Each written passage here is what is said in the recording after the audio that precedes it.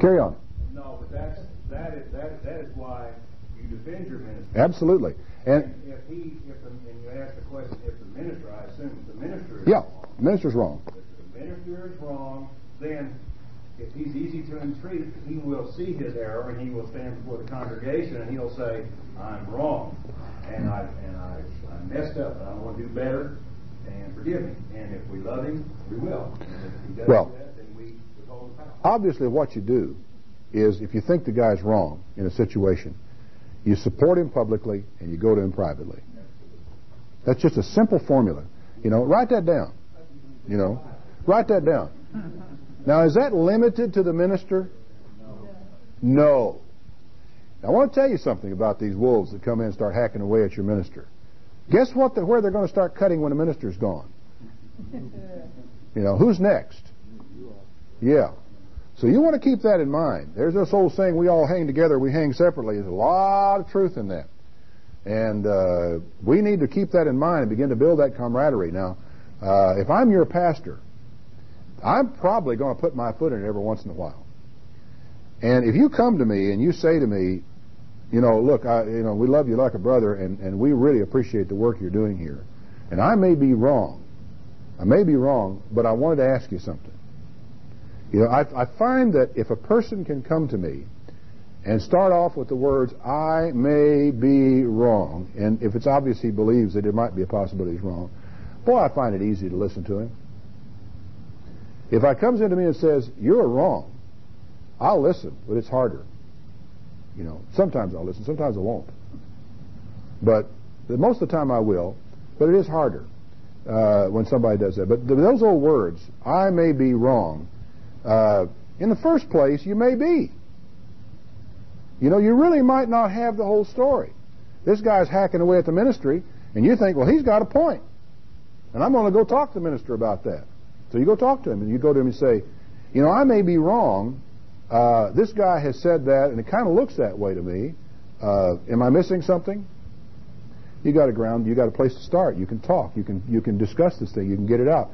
But the thing about it is, see, that we've had situations where some wolf has come into the congregation. The funny thing about wolves, they are very good students of human nature and of character. And a wolf can come into the congregation. He can sit back here in a corner, and he can watch me for as long as he needs to. I can't press him to choose his moment. He will choose his moment.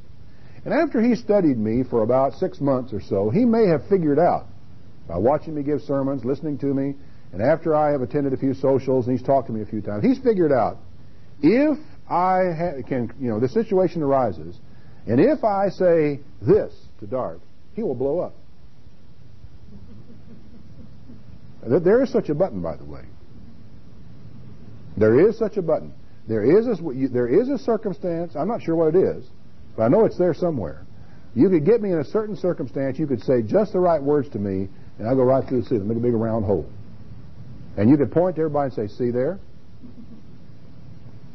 Now, that can happen to anybody. And people who are wolves are just real good at that. So you need to keep that in the back of your mind, that your minister could make a mistake. He could be wrong. He could have been ambushed. He could have been bushwhacked. This could be true not only of your minister, it could also be true of other members of the congregation, that somebody's doing this kind of thing too, because he perceives them as centers of power. And what is a wolf after? Power. Money and power. But usually power, because money is only a route to power, and power is the important thing.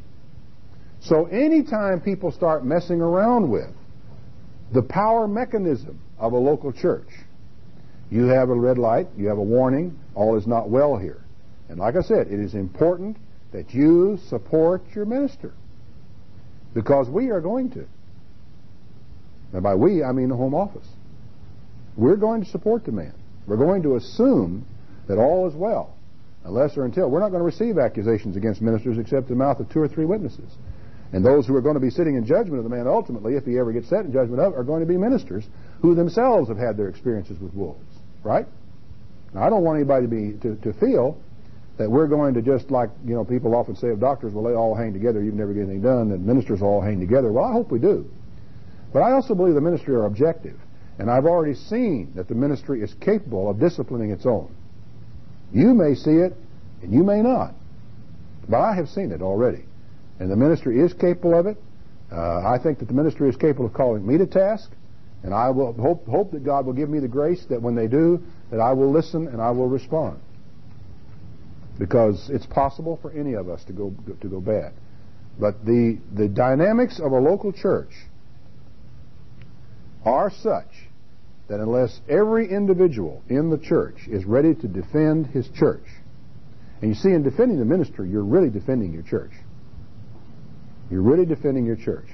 And unless you're willing to defend your church, you leave it to the minister to defend it, he's going to get blindsided. He's going to wind up getting his credibility destroyed. And he looks around saying, where's my support from the local church? And they're not there. That's an awful feeling. That is an awful feeling. Because what oftentimes happens is the church expects the minister to do all the defending of the church. And so he says, okay, fine. He goes out, he defends the church, and he takes action against this wolf. And the wolf cries out and says, oh, see what he's done to me. And then people jump on the wolf's side. I see heads nodding all over the place in here. People know what I'm talking about. So, you want to be careful about this type of thing. Yes? Ron, just a couple of comments. In my dealings with wolves so far, it has been that, and I agree with you, that they are great at watching human nature, but they will in fact wait for the time when you least suspect it. Oh, yeah. Absolutely. That's one thing to remember, and that's my observation, and maybe we'll all learn from that. And the other thing is that you said to defend publicly your minister, because our groups are so small, even in private, it's public. No, what I meant by that publicly, I meant to anybody other than the minister. Right, but absolutely. In other words, to even in private conversation. Well, I disagree with that. And the two of you together, and yeah. Buddy, and all of a sudden. I'm glad you mentioned that, because I did not intend to convey that at all. By privately, I meant going in your situation. You go privately and talk to Larry. You defend him to others, and you talk to him himself. That's what I meant to say. I'm glad you brought that out, because it could have been misunderstood. Yeah, Bob? In the case of some other churches who may have hosts, not only does it happen to ministers, it does happen to hosts. Oh, it sure does. People, yes, sir. May even be of influence just because they are of influence. That's right. In the congregation, for some people to totally try to discredit somebody else. So it's important, I think, from this aspect, for everyone to defend each other. Yes. Now, I think that really gets it all the way out. Is it to defend one another? And if you carry that as a part of your modus operandi, as a part of your your way you do things, is that anytime anybody is attacked in the church, you defend them. And if you have some problem yourself, you go talk to them. This is, of course, eminently defensible, isn't it? It's in the Bible. It's in the book. But, what we're talking about now is practical applications of what we're dealing. The first thing, and this is what is often not done. Go to your brother. Okay, I'm supposed to go to my brother. However, what we need is one more thing in this church. That we need to defend our brother, then go to him. But don't ever overlook that defensing, because if we don't do that, we still leave ourselves very open for the wolves. Larry? Very much inclusive in all this as well is the minister defending his members. I agree. So the fact that other members calling the minister and saying, "Did you know that?" That never happens. That ever happened? At least once. I asked EB if it ever happened. He just laughed. He just laughed. What Larry was saying, in case those on the tape program, a tape later wouldn't hear it, is the fact that it's very important for the minister to defend his people because of the calls that we get. Did you hear about this? Did you hear about that? Or did you hear about the other thing? And that's right. Not only are we not to receive an accusation against an elder, except in the presence of 2 or 3 witnesses, do you suppose it'd be nice if we didn't accept an accusation against anybody else? Why not? Why not? And why should I accept an accusation from one person against Jack back here when I have to have 2 for Larry? It doesn't work out, does it? Of course, what Paul was doing was addressing the administrative structure of the church. He didn't mean to exclude the other. What he was saying is you've got to protect the ministry against frivolous attacks. And there will be plenty of them. Any of you think you might someday be ordained, you want to think about that a long time. Because, all of us who've been in for any period of time have got the scars to prove it. of the politics and the wolves and the. Actually, in some cases, it's not even wolves. It's those well-intentioned dragons that can do you more damage.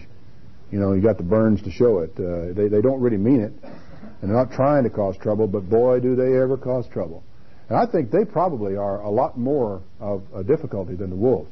But if we can, as a central value in this church, defend one another, and then if we got to go to the person, go talk to him about it, tell him about it by, to himself. And if it's not important enough to go to him, forget it. To me, that is, I think, a bottom line in all of these things.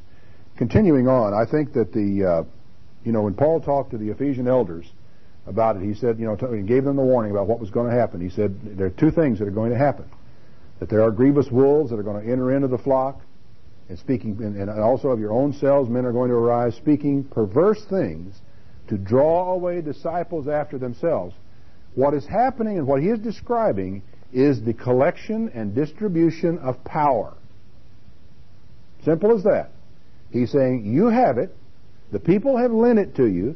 This fellow's going to come in here speaking perverse things, with the objection being to redistribute the power structure of the church. This is what's going on, folks. And it's going to go on unless you folks stop it. And it's got to start right here. It starts with people like yourselves who love the church. And you people do love the church. You love the church enough to come down here on a Sunday morning at 9 o'clock on your own time, to get up early in the morning. Some of you may have been up as early as 4 or 5 o'clock, I don't know, to get up here today. I mean, you people love the church. Let's give credit where credit's due. And it's going to be the people who love the church who are going to make this kind of thing work in the church. And to me, that's the bottom line. This church is my life. I love this church. It is my career, but it's my career incidentally. I love the church. I've given a lot of my life, a lot of time, and I've sacrificed things to it. And I'm going to continue to do so. One of the beautiful things about the Church of God International is that it is taking on a life of its own. Already has it, as a matter of fact. It already has it. It has a life of its own.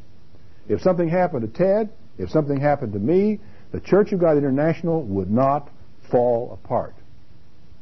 I'll tell you, it wouldn't. There might be some people who flake off, but the Church of God International will not fall apart. And my goal is, one of the things I'm living for, is that the Church of God International will come to the place where not only will it not fall apart, it will not even be materially weakened by the loss of any one or any combination of people in it. Is that a worthwhile goal? And I think it's something all of us ought to consider. I've been so frustrated with people who decide to go somewhere else or give up on the Church of God International because they get mad at me, or they get mad at Ted, or they get mad at a local minister. And I think, good grief, where is their head? Where are their eyes? You wonder if people like that have even been to the Feast of Tabernacles. You go down to the Feast of Tabernacles, if you go down to Panama City Beach, it's going to be 800 people, maybe 900 people, maybe 1,000 people registered down there this year. I mean, what about those people? If I be found a liar, what about those people? Why reject the Church of God International and all those people because you get mad at me or Tom Heyman? Easy to understand how somebody might get mad at Tom over here. He's proverbial good old boy. But getting mad at him is no excuse for divorcing yourself from the rest of us. And this is the thing I'd like for the church to learn. I'd like for it to become, as I said earlier, a permanent value in the church over time. Okay. The ultimate expression, as I said before, of the kind of power you have, if you really want to do it, the final expression is to close your purse and walk away. And just withdraw your support, your moral support, your attendance, or anything else. You can do that anytime you want to. But see, the problem is with that, is that the more you invest in the church, the harder it is for you to do that. And so I want to see you making those investments in the church. I like to see people investing their time and their efforts. And I think it's important that we maintain permanently and forever in the Church of God International the spirit of volunteerism. That the people who do the jobs are volunteers. And they do it whether they get paid or not. And they do it because they love it. And because they love the church. And because they love God. And because they realize that in loving one another they are actually expressing a love toward God and toward Jesus Christ. This is what I want to see us have in the Church of God International. It's a goal. It's something worthwhile. It's something the Bible tells us we must have. And if we're going to have it, it's going to call for sacrifice, investment. I don't mean necessarily monetary, although that's very much a part of it. And it's going to call and for time on the part of everybody concerned. It's also going to require an approach that keeps us from getting completely localized, that keeps us from putting all the emphasis at the local level. We have this beautiful thing we call the Feast of Tabernacles, which is our first line of defense against what we call localitis, of just settling down and becoming a local church with all that that entails. The Church of God International is and will always be a national and international church. It will not be a collection of loosely associated independent churches. Now, that may not be for everybody.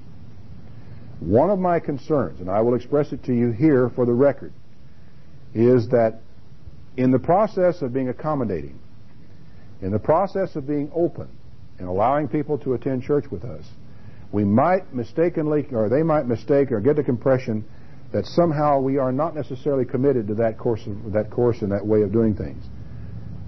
We are committed to it. We are going to continue, as I said, forevermore be a national. I'm not saying centralized organization. I am talking about national organization. And that organization is going to be close. I hope that it never becomes oppressive. You know, as far as I'm concerned, with God as my helper, I will never participate, I will never allow it to do so, as long as I have any power left to keep it from being oppressive. But again, you know, I would have to be stupid to do otherwise. And I have not recently been accused of that. Because the truth is, I know that I have got to retain your goodwill. I've got to retain it. We will never be able to have, not in 50 years, and I'll be gone by then. I'm not going to worry about y'all after that. Except I would like to make as big a contribution as I could before that. If I should die before Christ comes, I want that contribution to be as much as possible.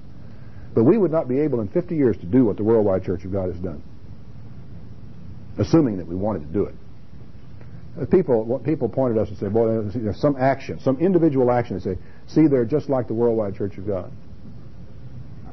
And to me, all I can do, it used to get aggravated. Nowadays, I just shrug my shoulders and kind of grin to myself, because I say to myself, you know, how in the world we could ever, I could see myself trying to put certain types of Worldwide Church of God policies in effect in this organization, assuming I wanted to. To me, it would be the height of folly, because I know what would happen. Whole gobs of people would turn around and walk away from this church. They would just stop supporting what we were doing. So, you know, you can worry about that if that's a major worry to you. I think it's far better for us to stay together and just keep right on working to see to it that type of thing does not happen to us in time. If we are going to lead effectively, we're going to have to draw power from the very persons we lead. We're going to have to win their trust, and they're going to have to persuade them to give their power to us to do these means. Now, that persuasion is not going to come about as a result of cleverness. It's going to come about from doing the work. You know, that's all. If you cannot perceive us to be doing the work, no amount of words is going to change that. And to me, you know, people have worried about, you know, well, how can we be sure that we're not going to make the same mistakes in the future that we made in the past?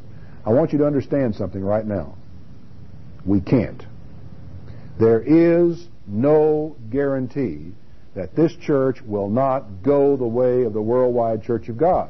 If you're looking for guarantees, look in the dictionary. You will not find them here.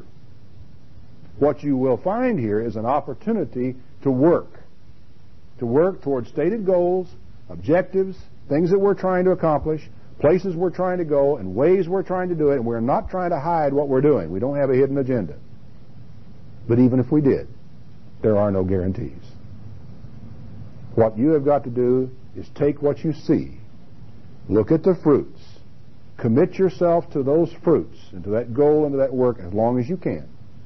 And when you can't, stop. There are no guarantees. Now see, this is the only way that this type of thing can work. Because as long as I keep telling you that, as long as you know that I know that, That's our guarantee. It's the only guarantee we've got, is the fact that we know that we have got to understand one another. We got to have some commonality in our goals. We got to know where we're going and agree on it, or we're not going to accomplish anything. So it is that. I've already said to watch out for situations of where people want to try to diffuse and to divert the power structure of the church into other ends other than what you see the church has begun to develop. Now maybe we're all going the wrong direction. If so, let's talk about it, and we'll all see if we agree that we're going the wrong direction, and we'll consider a change. These seminars is not the place to do that. Ministerial conference is the place where we're going to be able to discuss that type of thing. If you're not a minister, are you frozen out of that? Oh, no way. Not at all.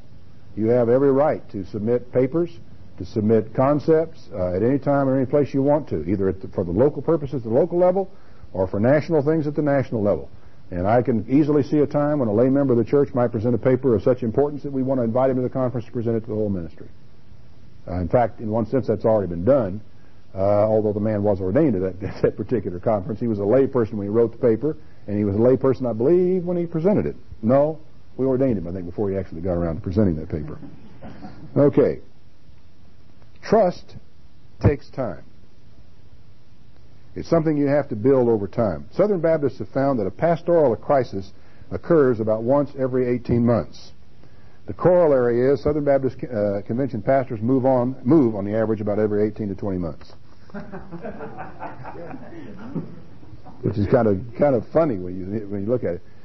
They theorize that one of the factors involved in this is that when men come into a new church, they do not show adequate respect for the things that are in place.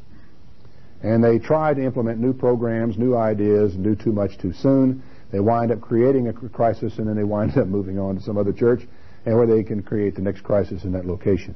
The people who move in and change are the people who don't go in and change things until they have won some trust. You know, you could call it power in a sense. It's kind of a nasty word. We don't like it very much. But I could say, I've got to come into this church and I've got to spend enough time until I have finally accumulated enough trust. And you'll all trust me enough that now we can maybe implement this new program, and you won't assume that I'm trying to tear down what's been built here before. Why should you trust me? You know, I'm a new minister. I've just walked in the door of the congregation. I've been here a month. Why should you trust me? Well, you will trust me if I was Southern Baptist because the convention had credentialed me, you know, or some other Baptist church had ordained me. But that trust only goes to a certain level. It reaches up to here. But I need trust reaching up to here to be able to implement certain programs and accomplish certain things I'd like to accomplish. There isn't any point in me trying to do those things until I have gotten the trust from here to here. How do I do that? It takes time. It takes relationships. It takes spending some time with people where they get to know how you're thinking, where they begin to understand what your motivations are, where they actually, you know, one of the things that is very powerful is when people come to the place to where they believe that you actually put the welfare of the church ahead of your own feelings. That you are more concerned about what's good for the church than you are what's good for you. When people begin to perceive that about you, you're in a position to do almost anything that needs to be done. And you have accumulated at that point, in that trust, an enormous amount of power. Nothing does more to build trust than careful listening. Nothing. Now, the problem is, it is not enough for me to understand what you are saying. You know, my friend here can spend all the time in the world explaining something to me. It's not enough for me to understand what he is saying. What is enough? Why is it not enough? There's one more item that has to take place. He has got to know that I understand what he is saying. Got me? It's not enough for me to know that I understand. He's got to know that I understand. Now, when he knows that I understand what he is saying, I'm in a position then to proceed, and with him not being aggravated necessarily, he may not like what I'm doing, but at least he knows I understood. Okay, it's very critical that when you are talking to people, or when people are explaining things to you, that you feed back and that you listen interactively and that you ask questions and that you draw out what is being said so that the person understands. They know that you understand what they're saying. I've gone through this over the years. If somebody will come into my office, they'll sit down and explain it to me. This used to happen in the Worldwide Church of God all the time. And it happened to me in Big Sandy. It happened to me in church administration. It happened to me in England, as a matter of fact, too, when I was over there. Somebody will come in, they'll give you this long song and dance, and you'll sit there and nod your head and say, I understand. They go away. Then you do the opposite. Because, now, wasn't that you didn't understand? You understood, but they were wrong. Or what they wanted you to do didn't fit the policy and didn't fit the goals and objectives, and you went right ahead and did the goal and objective. Guess what that person says when they're talking to people later on about that conversation? I talked to him, but he didn't listen to you. I mean, I've heard that said not about me, but about all sorts of other folks. You know, you can guess as to whether in them was you. That people will say, oh, I talked to him, and you can talk to him, but he won't listen to you. This grows entirely out of the problem of when you get through with a conversation, you let that person get away without them knowing for sure that you understood. And this is where the key is. Not only, in fact, I've oftentimes with people tried to make it a point not only to repeat things back to them, explain it back to them, and so forth, but to say, now I want you to understand. I do understand what you're saying, and I really appreciate your telling me this, and I don't want you to feel that if I do otherwise, that it's because I don't appreciate what you have said.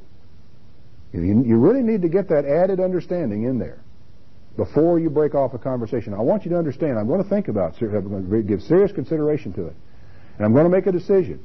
And I don't want you to think that if I decide otherwise, that it's because I didn't appreciate or understand what you're saying, because I do. And so be sure that you tap that little thing, but also be sure that you understand. Ask some questions. Delve into it. Repeat it back. Because there's one of the greatest trust-building exercises that you will ever get involved in, and I have never found a shortcut to building trust. I will confess, a little self-disclosure here, it's one of the toughest things I ever do. Because I am quick. I tend to be a little too quick. And oftentimes I see through something before somebody's gotten through telling a story. And when I see through it before he's gotten through telling his story, I try to cut him short. I try to get on to it. The person goes away frustrated. It's one of my greatest problems. And it's one that if we're going to be effective, we've got to get away from that. We've got to have the patience, not only to listen all the way through, but to ask questions that we know are going to lengthen the discussion still more, in order that when all is said and done, the person will have the confidence, the trust, to know that we really did listen and we heard it and we understood it, and even though we may not agree, at least we appreciate the interaction. It's very important that you do this. And that really, that another thing too is a respect for the rights and the integrity of other people. What Larry said back here a minute ago is so important. Here we are talking along about supporting your minister. And Larry pops up, who is a minister, and says, hey, it's important for the minister, to support the people. Now, that kind of thing feeding back, he has a respect for the rights and the integrity of all the members of the congregation, not to be blindsided or bad-mouthed by other people in the congregation. And as a minister, you're in a position to hear an awful lot of gossip if that's what you want to do it. So, and another thing too is the importance of being genuine in building that trust. Playing a role. You're the minister, or you're the church council member, or you're a sermonette giver, and you play that role out with people. It doesn't get you anywhere. There's a genuineness that's called for. Here I am. I'm just a man. I make mistakes just like you do. I think also something the psychologists call self-disclosure. Paul said, "Confess your faults one to another." Same thing. People who do not disclose. You ever know people like that you really don't feel like you ever get to know them? One of the things about people like that where you don't feel like you get to know them is that they are not what they call self-disclosing people. And it's interesting that you will, if you start thinking about the people you know, the people that you tend to trust more, generally, as a generalization, are people who disclose to you, who let you know what they're like, who let you know about their frustrations, who don't cover up. And I could start ticking off some people, thinking about people that I know. And some of the most effective people at finding out things, at really getting down to the roots of what's going on, finding out where people's hearts and minds really are people who tell a lot about themselves, what their faults are, what their problems are. And it really is an essential step in getting to know people. Because you see, here's what I do. When I tell you that I have got a problem, I say to you, I trust you. I can trust you. I can tell you people that I have a weakness because I know you're not going to use it against me. That's what you say when you disclose. You're not going to use this against me, are you? You're not going to try to hurt me with this. Now, when I say I trust you, then it makes it a whole lot easier for you to trust me. And we can exchange things about ourselves that might be hurtful if we told someone else. You know, I know this about you. You know this about me. I have a problem. You have a problem. There is this interchanging, oddly enough, of human weaknesses that enables us to get closer to one another. Because so much of our lives we spend building up these barriers and these little protective images that keep us sort of intact and enable us to face the world. Every man walks in an image, says the psalmist. And it's true. Everybody does. Stand back on the sidewalk and watch them go by lots of times and look for images, and you see them there. Some people's are more obvious than others, but they're all there. We have these little images, and we sort of fit ourselves in behind them, and we are able to protect ourselves from the world. But there are a few people that we trust enough to come out from behind the image. And these are the people we get close to. And that is very important for you if you're going to collect or accumulate trust from people in the church, is that you are going to have to be a self-disclosing person. You're going to have to get out behind the image. You're going to have to say to people, look, I got problems. You know, I don't pray as much as I need to pray, and I don't feel very close to God at times in my life. I get very depressed at times. You might tell somebody sometime if you get close enough to them. Why might that be important? Pardon? It helps them open up back to you, but see, what happens is that there's every person sitting in this room gets depressed once in a while. And when you do get depressed, you tend to feel a little guilty about it. And you feel like maybe I shouldn't be that way. And for me to tell you, and I'll tell you the truth, I get depressed every once in a while. You know, I have moments in time when I just begin to wonder what it's all about, and I get a little bit low. Well, you see, we're all the same.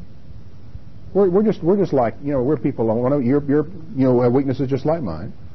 I get depressed, you get depressed. I neglect prayer, you neglect prayer. You know, I don't study my Bible like I should, you don't either. You know, we all have our problems. And that doesn't mean we don't love one another. You know, I don't have to keep an image or a mask up for you to respect me, do I?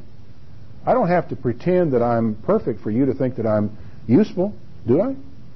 No. And this is the thing I think we need to understand about this. Now, openness, I think, is an essential part of closeness. But there is a risk of going too far. There are limits to this. I remember one student in college told a story about how that they'd been on this openness kick, and then he went walking up this dormitory door and knocked on the door, whammed on it. The guy opened the door, looked out, and he says, "I hate your guts." He's somebody open. He just really, and fortunately, the guy who opened the door said, "Well, come on in, let's talk about it." So they walked in and sat down and talked. They became close friends. But it might not have worked that way.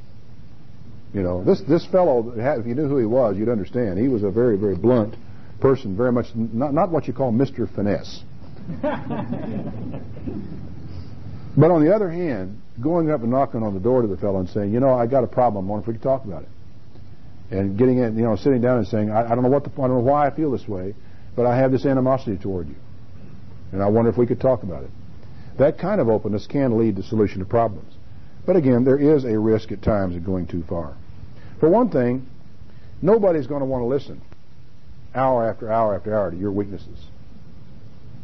You could be a very boring person if all you're going to do is take the time to talk about all the things that might be wrong to you. There is also a risk involved in the exposure to people whom you may not have sufficient reason to trust yet. Most of us have learned, in life to do that in little increments so that we make our way into relationships with people by self-disclosure. So there's no reason to go charging off into it. But you know, it is useful. It's very bad to spend too much time in sermons and sermonettes talking about yourself and to use yourself as examples routinely. But it's healthy from time to time, if a man is giving a sermonette or a sermon, to engage in a little self-disclosure regarding your own weaknesses and your own problems, lest you wind up looking like the pastor on a pedestal and people thinking, I could never, ever measure up to that. I knew a minister in a worldwide Church of God who, when I was a student in college, I thought was this incredible giant, you know, because he kept preaching on about these high standards, about prayer and about Bible study and about, you know, how things ought to be idealistically. And it was kind of funny. Some years later, when I learned that he had feet of clay, you know, that he made mistakes, and I thought, you know, it would have been interesting when I was in college and studying under this man, if instead of me thinking he was a spiritual giant, that I understood he was a man that had feet of clay just like I did, who struggled with himself just like I did, but who was exhorting me to be better than he was. Made a big difference. Made a big difference. And, you know, the problem is if you have to accomplish things before you can preach them, fellas, I mean, let's forget it. You know, if I have to arrive before I can preach on a subject about morals or about character or about accomplishment, I might as well just, you know, knock it all down. So consequently, it's important for me to let you know that I'm not perfect on this thing I'm preaching to you about, so that you don't think that the fact that you are still working on it 5 years from now means that somehow you are less than I am. Because you're not. You know, I have the same kind of problems you have. I think that there are 3 W's you need to think about in disclosure. It's who to, and what to, and when to. There's a time to do it. There are people you will disclose to, and there are people you won't disclose to, and you have to really give something on that. Also, final principle involved in it is really reciprocity. Self-disclosure is not a solo act. This is the key element. That when you do allow people inside your little bit of armor that you have here, or you do disclose something to somebody, if you don't get anything back, stop. Because it could be a wounding thing for you yourself to go too far with people. So it is, I think, a critical aspect of the development of trust and the development of the relationships that exist in the church to let people know a little bit about you yourself and what you stand for and where your weaknesses are. And because really, you know, it's only in understanding what your weaknesses are the person can begin to understand your strengths. I remember, you know, when I was a student in college, I struggled with a lot of concepts like this. And then when I got to be dean of students, I looked back on my college career and I watched these students coming along, and I saw a fascinating little act being played out that was, you know, it was hard to convince students not to do this. But they tried their best, always with a minister, a dean of students, or some of us, to put that best foot forward, to keep that image all polished and bright, and to make everything look perfect. As a result, there were some students that got all the way to their senior year, and you really had no idea what they were going to do once they got in the field. Didn't have a clue, because they had managed to keep their nose clean or stay out of trouble and never get, you know, you really wondered. Some of them went ahead and went into the field and wound up making some appalling mistakes later on because we did not know where their weaknesses were. It's not the worst thing in the world to happen to have people you trust who are responsible for you, let's say as we ministers do take on certain responsibilities. It's not the worst thing in the world for them to know what your weaknesses are. In fact, it's very healthy for them to know what your weaknesses are. Because you see, if I know what your weaknesses are, I'm far less likely to shove you into a situation where you're going to get hurt. And I always feel that when I know where a man's weaknesses are, I can trust him. If I don't know where they are, it's like walking through a minefield. So, you know, when you're dealing with people that love you and care about you, it's really to your advantage for them to know where your weaknesses are. Way to your advantage. For a couple of reasons. It keeps you out of trouble, keeps them out of trouble, and builds trust. Because you say, I trust you. I'm going to tell you where I'm weak. I'm going to let you know what I'm like because I don't believe you'll hurt me with it. And that, again, is the thing that builds, I think, a lot of trust and a lot of growth in God's church. Well, this has basically gotten me down to the end of the things that I wanted to go through with you in this particular seminar. This, as I said, is a continuing series. It will be going on for, you know, who knows, months, years, as long as there is anything to talk about. I hope to continue more subjects. This is the end of the church relations series, but there are so many things to cover that I don't know which one of them I want to pick up next.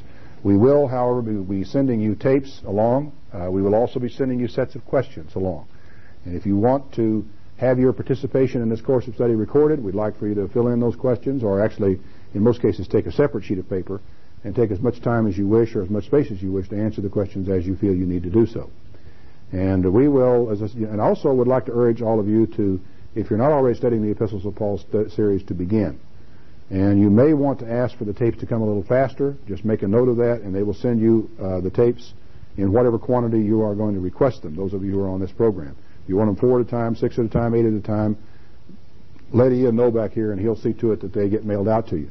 I want to, for those of you who want to continue participation in the course, I'd like to have your answers to those questions back, because they will help me in the process of making future tapes to know how I'm doing. If I can tell how you're answering the questions, it tells me how I'm doing, and it'll help me also to be able to adjust things in the future, maybe make additional tapes to answer some of the things that I didn't get adequately covered the first time through.